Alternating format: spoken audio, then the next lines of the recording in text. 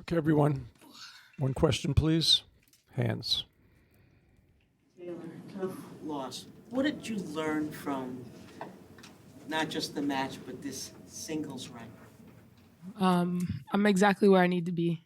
I said it in DC, and I was kind of inching there, but I'm exactly where I need to be. That's it. I'm playing the tennis that I need to play to be inside the top 20, top 10, to win a Grand Slam. She's a 2-time Grand Slam champion. I've beaten a Grand Slam champion this tournament. So I have everything that I need. And, it's just about now just keep getting the reps and keep putting myself in these types of positions. And this hurts, but it's part of competition. It's part of sports, but I'm right where I need to be. Matt. Hey, Taylor. Hey. Tough fight today. Are there any, I'm just sort of curious how your mind works in terms of, like, after this is over, like, are you immediately, like, replaying certain of the points in your head or thinking, like, going through, like, oh, I wish I had done this on that point? And, like, what's the last hour been like for you? Yeah, I mean, I definitely did that. So my coach and I have a rule where you get to sulk for 3 minutes. 3 minutes? Yeah, I took 10. But then, first off, I got, love and hugs from my team. And, it just stings because I literally gave everything. And I gave everything. She came up with some really, really great tennis in moments where she was down and I thought I had it. But, it's part of sports. And for me, honestly, I was showering. I'm like, damn, when's the next time I'm going to play a singles match? Like, I'm the kind of person where I'm like, that motivated me and I'm ready to go back again. So, I'm not done here. I have doubles tomorrow and I'm going to do everything that I can to hoist the trophy here. With that, I know I can do it.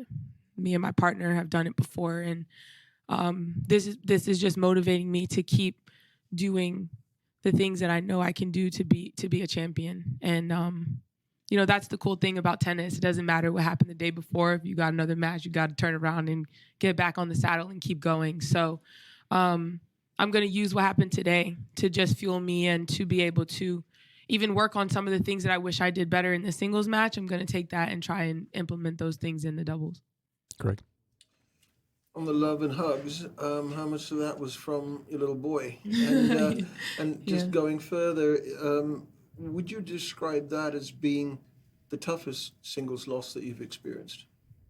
Yeah, I think so. Just because it was like, I was so close and, just it's literally a point here and there, quite literally that made the difference. So, it stings, but I'm proud of myself.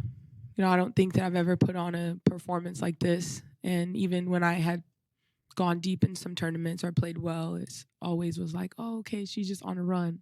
And I think that, more than anything, I gained the respect of, everyone in the tennis world, and put a lot of my competitors on notice that the things that they were kind of like, ooh, we think that she's this type of player, but I think I said it the other day, I really eliminated the but and gained quite a lot of respect in the tennis world, both from men and women. So that's great. But I'm exactly where I need to be. And yeah, I mean, it feels good. I told AJ, I was like, wow, you stayed there the whole time.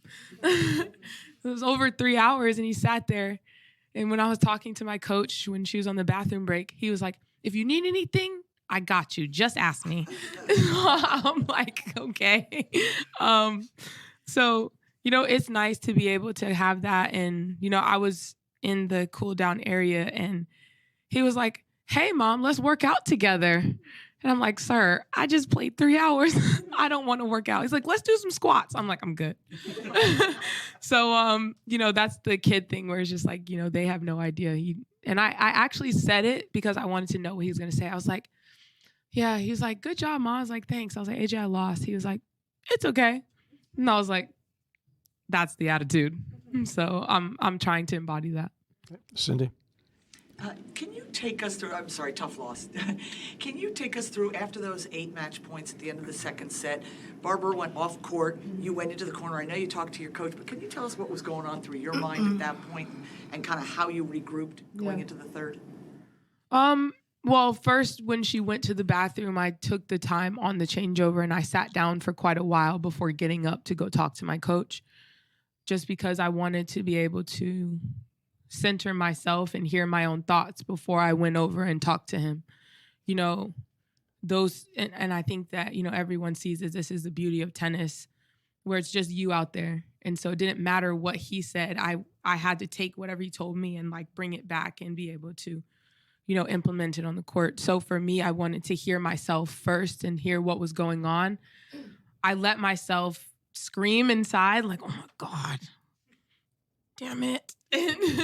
And I gave myself like a little bit of time, and then, you know, I immediately tried to get back on, okay, what do I need to do?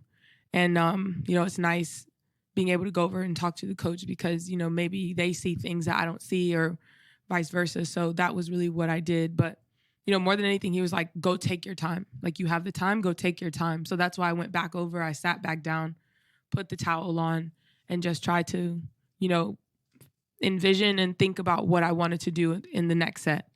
I've gone through this many times and enough times to know that if you're thinking about what happened before, whether it's the set before, the game before, the point before, it never helps.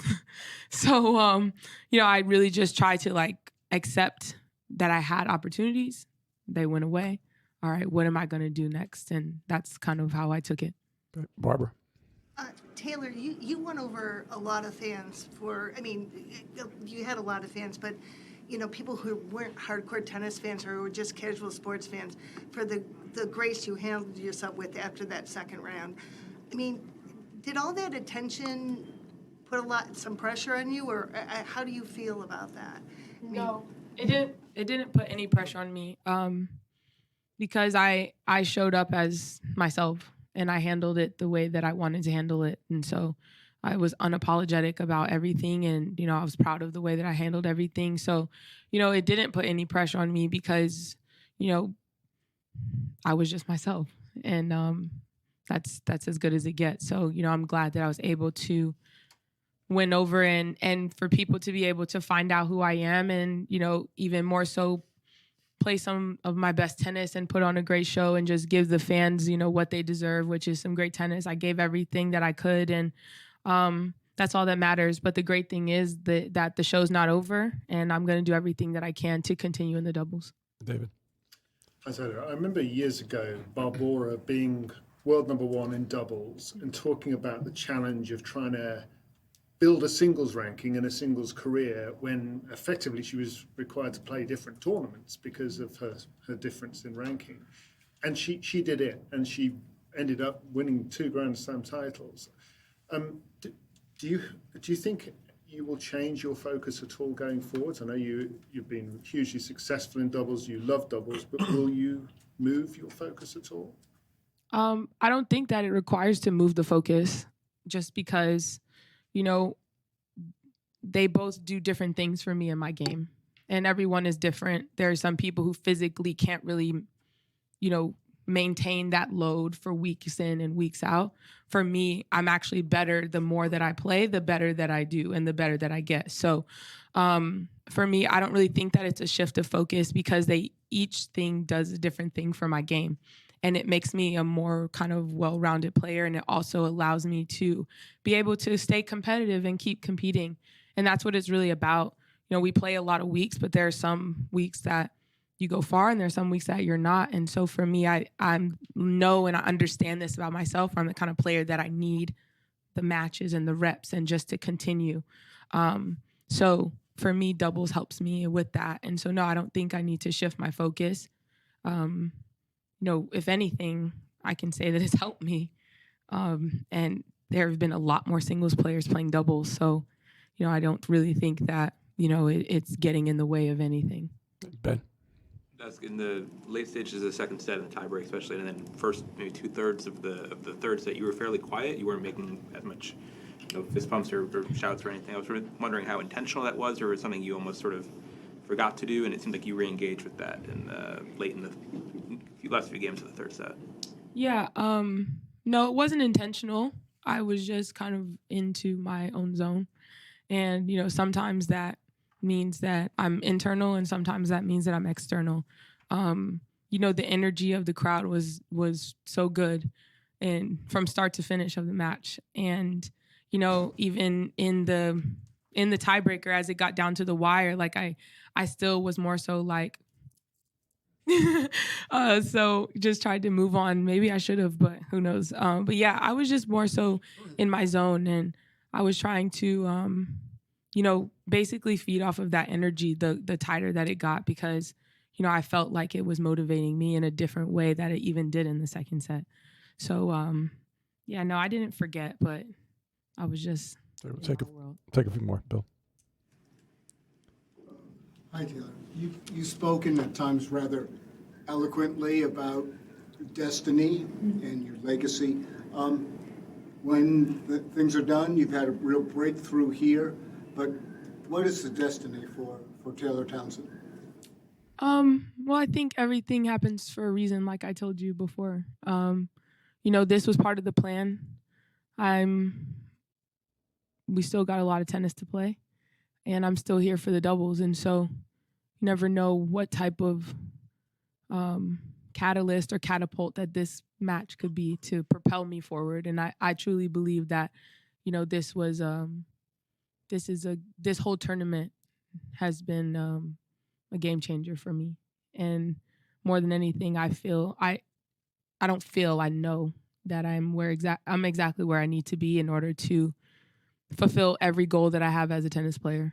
To be a top player, to win Grand Slams, multiple. I know that I can. I know that I'm there. It's just little things here and there that the only thing that I need is the reps. I need to keep putting myself in these types of positions, and eventually it'll turn in my favor. So,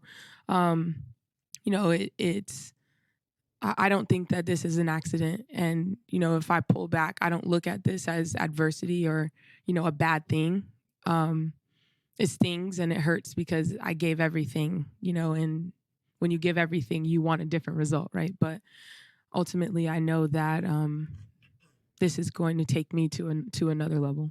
Willie, final question. Taylor, for those of us who watched, it was riveting, it was tense. What was it like in the moment to participate in all those points that were a fraction of an inch from maybe you being victorious on those match points? Yeah.